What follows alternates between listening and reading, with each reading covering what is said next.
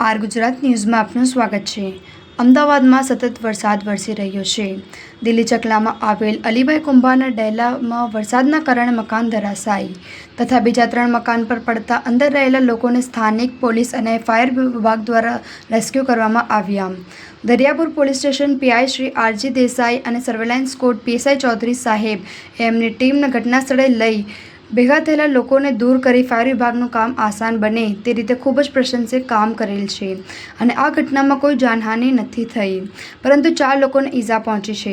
સૂત્રો દ્વારા માહિતી મુજબ આમાં એએમસી વિભાગની ભારે બેદરકારી સામે આવેલ છે।